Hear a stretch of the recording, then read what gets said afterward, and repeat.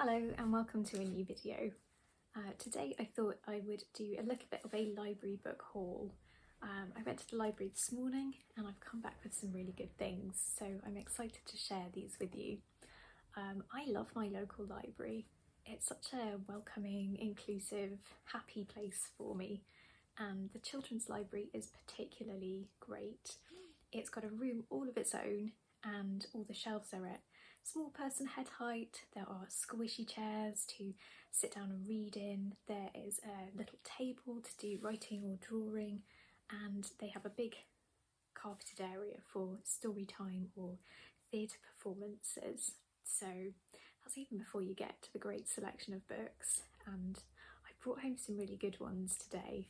So I've got some coffee, very important, and got a good stack of books. So let's dive in. So the first book I have is a real testament to the serendipitous nature of library visits, and that is Master Detective by Astrid Lindgren, which is the first book in her Kalle Blomqvist detective series. And I stumbled across this quite by accident. I didn't know that these books had been written. I loved Pippi Longstocking growing up, like so many other people, but had never come across these until today. And this looks like so much fun. This follows our young hero, Kalle Blomqvist, who lives in a sleepy small town where nothing bad ever really happens, but within himself, Kalle knows that he is a born detective. His heroes are Sherlock Holmes and Lord Peter Wimsey and Hercule Poirot, and yet he never gets the chance to unleash his detecting skills and take on a real case. But all of that might be about to change, and Kalle feels that he is up to the task. So I think this is going to be really fun. I did do a bit of a Google of this one and discovered that it was first translated into English in the 1950s. I think it was written in the mid-40s.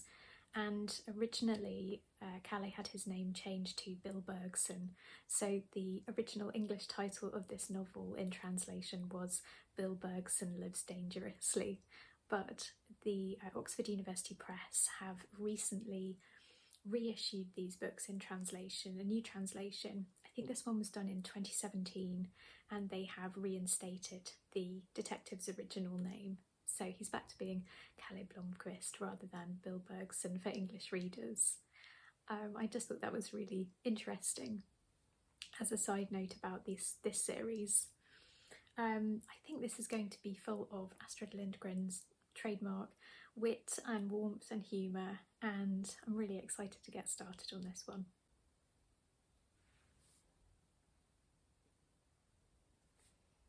So the next book I have is Katerina the Cat and Tales from the Farm by Michael Morpurgo.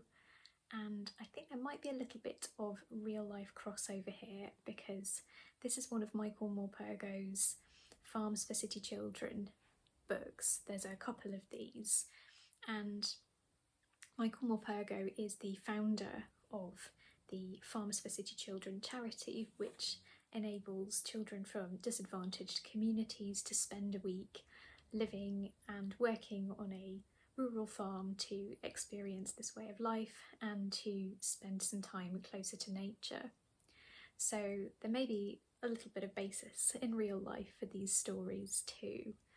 There are 3 stories in this book, all beautifully illustrated, and I think they're probably aimed at about 6 to 9 age-wise.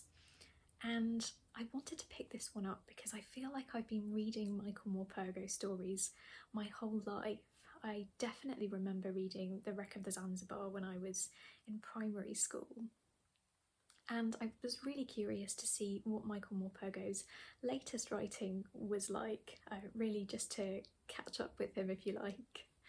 But the other reason I wanted to read this book is because I've always felt that Michael Morpurgo was a writer who was really gifted at introducing difficult concepts to children through stories, and particularly in terms of introducing conflicts. So Kensuke's Kingdom, for instance, deals with World War II, And one of the stories in this book is about the connection between a little Ukrainian girl and a farm cat. And I think I was really curious to see how Michael Morpurgo might introduce a more present and ongoing conflict to younger readers, to give them almost a lens to understand better what is happening in the present day. So I'm really looking forward to these stories, and I think they'll be infused with Michael Morpurgo's gentle wit, compassion and thoughtfulness. So the next book I picked up is Girls with Courage by Adele Jarras, and this book is part of a series that forms a collaboration between Adele Jarras and the authors Linda Newbury and Anne Turnbull. And all of these books are set at the same London address, 6 Chelsea Walk, over subsequent centuries. And each book follows the life of a young girl living at this address. So the first book is set in the late 18th century, and then the latest book is set in the 1910s. And in each book, the heroine pursues or discovers and then pursues a particular passion or vocation. And the books are all about the obstacles that she has to overcome in order to follow her chosen path. And this particular book follows Lizzie, who longs to become a gardener. She grows up in the countryside, so she has lots of access to gardens and open space, and then her stepfather decides that she will be sent to live with relatives at 6 Chelsea Walk. And of course she's very lonely, she doesn't have her family, and more than that, she has no access to a garden. And the only thing that keeps her going are letters from her mother. But when these stop coming, Lizzie is going to have to find the courage to stand up to her stepfather and to take matters into her own hands in order to follow her dreams. And I just think that these books are really thoughtful and inspiring, particularly in the way that they consider young women and creative work or vocations, and consider the obstacles that they have to overcome in order to follow those paths. And I just think that's really inspiring. That's inspiring to me as an older reader, but it must equally be really evocative for younger readers as well. So I'm really looking forward to this one. I thought spring was a particularly good time to read about gardening and gardeners as well. Pretty excited about the next one, which is Kidnap on the California Comet by M.G. Leonard and Sam Sedgman. I read the first book in this series, The Highland Falcon Thief, last month, and I enjoyed it so much that I was thrilled to find this one on the shelves of our library today. This is part of the Adventures on Trains series, which I think is such a fantastic concept and chimes really well with A.M. Howell's Mysteries at Sea series, which I've also read and really enjoyed. So these books follow our hero Harrison Beck and his incredibly dapper Uncle Nat, who, as an aside, has the best job in the world. He's a travel writer who specialises in train journeys and just gets to travel around on trains and write about it. And if that doesn't sound like the most fun job, I don't know what does. I'm pretty sure that if the authors don't know somebody who has this job, they made it up just because it sounds so fantastic and they wish they could have it themselves. I know I do. The Highland Falcon Thief involved a jewel robbery plot aboard the Royal Steam Train, and it was such a gripping adventure with a really intricate mystery at its heart and a cast of larger-than-life characters. It was so much fun. In the second instalment, Harrison and Uncle Nat will have to foil a kidnap plot which takes place on a train going between Chicago and San Francisco, and they only have the length of the train journey to unravel the mystery.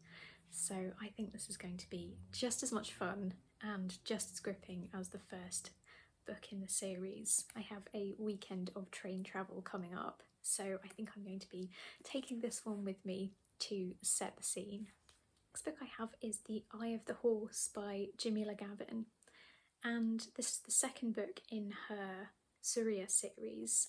The first book is The Wheel of Surya, and this trilogy follows Jaspal and Marvinder, who are brother and sister growing up in a village in the Punjab region of India in the 1940s. They live with their mother and their father's family, but not with their father because he is in London working. And in 1947, tensions between local Hindus and Muslims escalate into violence, and the family have to flee their village and begin the long and arduous journey to London to be reunited with their father. But it's not all plain sailing when they get to London, because there are new family tensions to navigate. They have lost their mother, and the two siblings find that it's very difficult to acclimatise to their new home and to their new life. So this second instalment continues the narrative of Jaspal and Marvinder as they adapt to life in England. The conflicts that they feel between beginning to put down roots in a new place. Marvinder finds friends and she finds a new passion for playing the violin, and the feelings that they still have, the longings that they still have for India, and the concern they have over the disappearance of their mother. So the first instalment in this series was so well written, so gripping.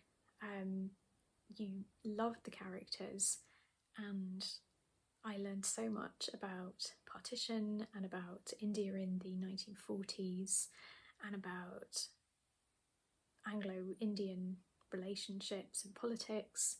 I'm really happy and excited to be picking up the second instalment and continuing on with the lives of these characters. And the last book I picked up from the library today was Ottoline Goes to School by Chris Riddell. This is only the second Chris Riddell book I've ever read. I know, where have I been? This follows our heroine Ottoline, who is about to start attending the Alice B. Smith School for the Differently Gifted.